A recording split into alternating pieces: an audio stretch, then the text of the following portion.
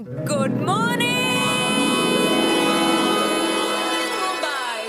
Welcome to our late night show.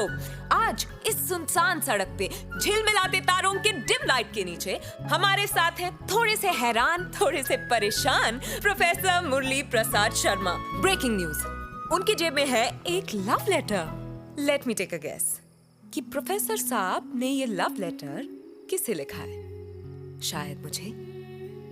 हो सकता है वो मुझसे कुछ कहना चाहते हैं और सोच रहे हैं कि कैसे कहूं।